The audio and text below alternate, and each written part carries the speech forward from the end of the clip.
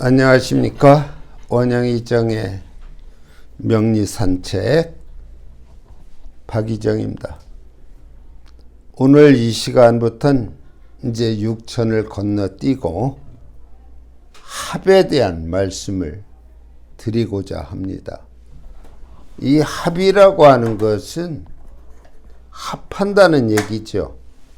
다시 말하면 이 합을 하는 이유가 있을 겁니다. 우선 음양의 합이 있어요. 우리가 음양의 합이 있기 때문에 한 가정이 생성되는 것 아니겠습니까?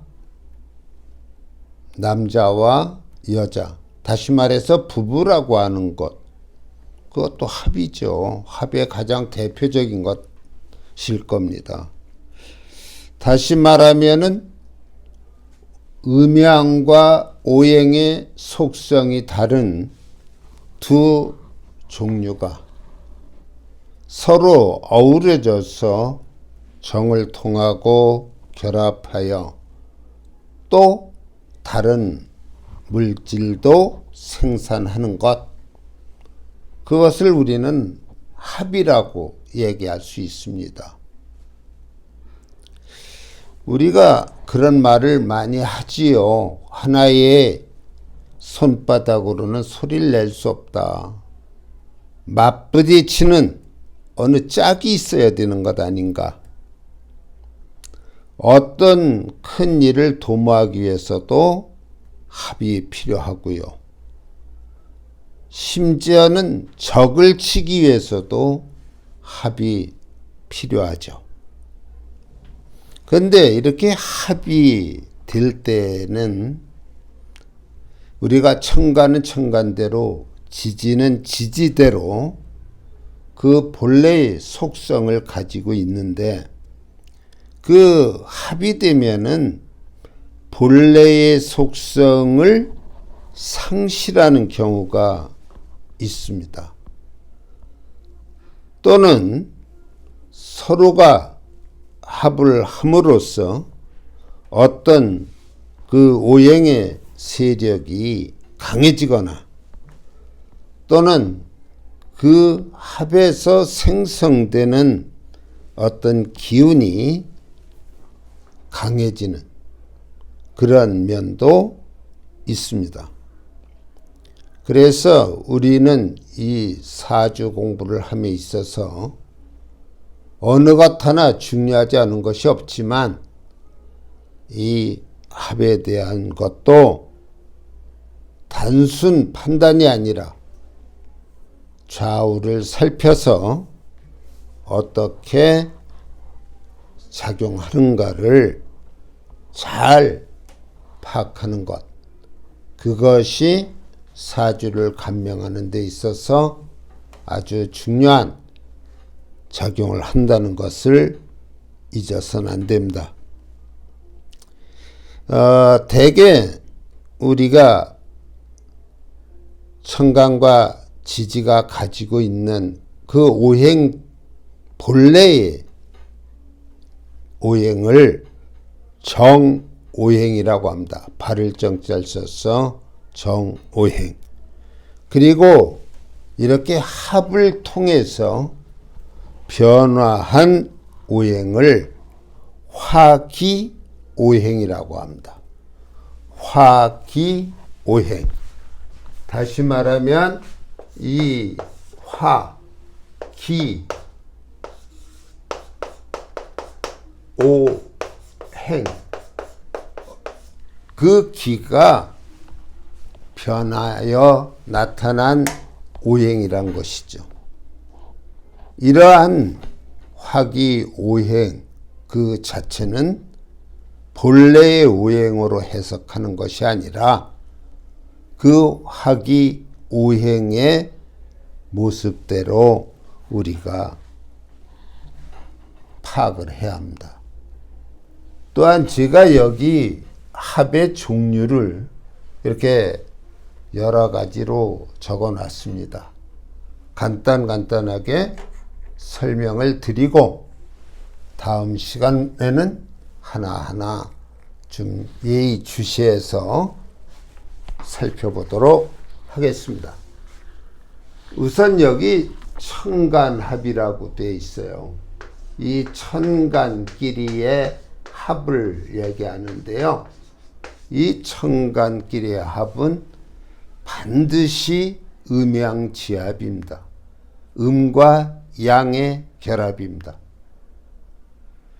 그래서 5종류가 있게 되는데 다음 시간에 물론 다루겠습니다만 갑목과 기토는 서로 음양의 관계로서 합을 합니다.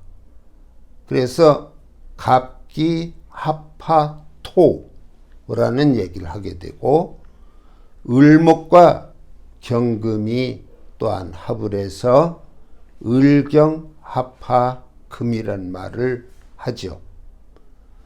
또 병화와 신금이 만나면 병신합화수라고 하고 정화와 임수가 만나면 정임합화목이라고 합니다.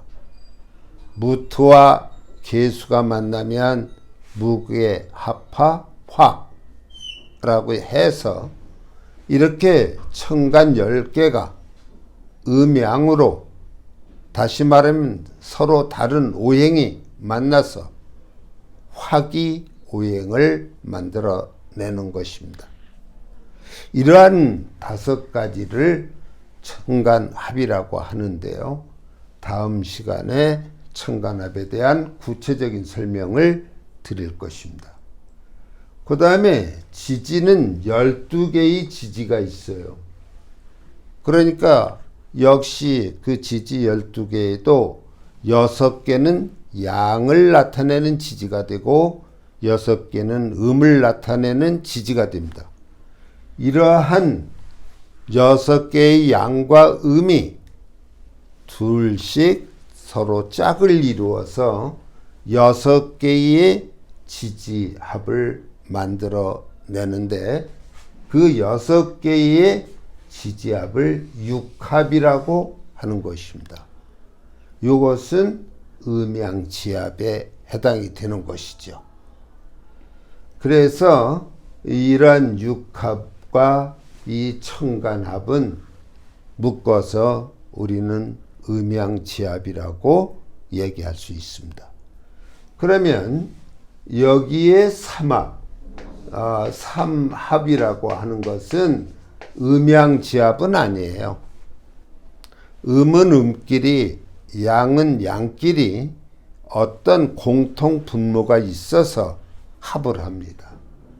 예를 들면 이 삼합에 한 예로서 해, 묘, 미라는 삼합이 있습니다. 이 해, 묘, 미는 목을 나타냅니다. 그 목은 이 해 중의 암장에도 간목이 있고 묘에 을목이 있고 미 속에 을목이 있습니다. 이러한 공통된 인자들로 인해서 합이 이루어지는 것이죠. 다 음간이 됩니다. 이 삼합의 작용도 앞으로 우리가 구체적으로 살펴봐야 하고요. 이 방합이라고 하는 것은 방위의 합이다 해서 방합이라고 할 수 있습니다. 우리가 12개의 지지가 인묘진, 사오미, 신유술, 해자축 이렇게 동서남북의 방향을 가리키고요. 또한 형제 지합이라고 해서 마지, 차남, 막내 이런 형식으로 구성이 되는 것입니다. 그 다음에 이 옆에 명합이라고 했어요. 이것은 이 앞에서 말씀드린 천간합과 지지합의 어떤 그 상태를 나타내는 용어들이 되는데요. 이 명합은 밝을 명자를 써서 명합이라고 하니까 천간에서 이루어지는 합, 누구나 보면 알 수 있는 천간상의 합을 명합이라고 합니다. 그 다음에 이 암합이라고 하는 것은 어둘 암자를 써서 우리가 지지에는 다 지장간이 있지 않습니까? 그 지장간끼리의 합이 이루어지는 것입니다. 그러니까 겉으로 봐서는 모르죠. 그 지장간을 들춰냈을 때 이 암합의 여부를 알 수 있는 것이죠. 그 다음에 이 사주에도 연월일시가 있고요. 그 연월일시에는 거리감이라는 게 존재합니다. 거리가 있어요. 다시 말하면 우리가 일간이 있다고 할 때 이 일간은 4개의 지지를 놓고 볼 때 가장 가까운 거리에 있는 것이 일간과 일지 간의 합입니다. 거리가 제일 가까워요. 그 다음에 두 번째로는 요 시지와 거리감이 가깝고, 그 다음에 월지가 세 번째, 연지가 네 번째, 이런 식으로 거리감이 형성되기도 하고, 이렇게 가까이 붙어 있을 때도 근합이 되고, 이렇게 멀리 떨어져 있을 땐 원합, 멀 원자를 써서 원합이라고 하는 것입니다. 그래서 이건 거리감에서 형성되는 명칭이 되겠네요. 그 다음에 여기 쟁합 할 때 쟁자는 다툰다는 뜻입니다. 서로 차지하려고. 우리 인간 사회에도 결혼 전에는 삼각관계도 형성될 수 있고 하지 않습니까? 그래서 요때의 요 쟁합은 두 개의 양간이 그 사이에 기토와 같은 음간을 놓고 서로 갑기합을 하려고 다투는 것이죠. 이때 양간을 남자라고 본다면 한 여자를 놓고 둘이 다투는 겁니다. 예전에는 서양 사람들 보면은 총으로 둘 중에 하나는 죽어야 쟁합의 관계가 끝납니다. 이러한 어찌 보면은 살벌한 느낌도 듭니다. 그런 서양에 그런 얘기가 있죠. 용기 있는 자만이 미인을 구할 수 있다. 아마 이러한 상황에서 누가 더 용기가 있느냐에 따라서 이 기토를 쟁취할 수 있는 거겠죠. 그 다음에 투합이라고 하는 것은 두 개의 음간이 예를 들면 기토가 둘이 있어요. 간목이라고 하는 양간 하나를 놓고 서로 차지하려고 하는 것입니다. 그게 질투의 합이다, 그런 말이죠. 그걸 우리는 투합이라고 하는 것입니다. 그 다음에 진합이 있고 가합이 있는데요. 예를 들어서 여기에 해묘미라는 합이 있을 때 진합이라고 하는 것은 이 세 글자가 다 갖추어졌을 때 진합이 됩니다. 이 진합은 그 구성 요건이 다 갖추어진 상태고, 가합이라고 할 때는 요 가장 핵심이 되는 자가 빠져 있어요. 그러니까 여기 해와 미라고 하는 것을 놓고 우리는 가합이란 얘기를 합니다. 얼핏 보면은 여기 해와 미가 서로 합의되면은 갑이라고 할 때 핵심이 빠져서 그 합력은 합의 그 힘은 그만큼 약화되기 마련입니다. 여기서 우리가 알 수 있듯이 천간합은 어찌 보면은 명료해요. 5가지밖에 없습니다. 그런데 지지합은 이렇게 삼합, 방합, 육합 이러한 형태로 되어 있고요. 그러한 합의 모습들을 보고 명합, 암합, 근합, 원합, 쟁합, 투합, 진합, 가합, 또 이렇게 뭐 반합이란 말도 쓰고요. 절반의 합이다, 반합이란 말도 써요. 그래서 이 합의 종류도 많이 있고, 그러다 보니까 특히 지지의 경우는 이 합의 모습을 정확하게 파악하지 않으면 안 되는, 그래야 정확한 사주의 간명이 이루어지는 그런 문제가 있기 때문에 이 합의 작용들을 우리는 예의주시할 필요가 있는 것입니다. 무조건 서로 만났다고 해서 합의되는 건 아닙니다. 거기에는 서로 간에 어떤 마음이 통해야만 진정한 합이 이루어지는 것이죠.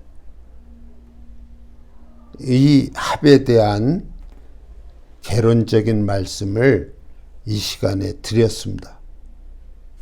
다음 시간에는 천간합서부터 이 지지합의 하나하나를 전부 살펴보도록 하겠습니다.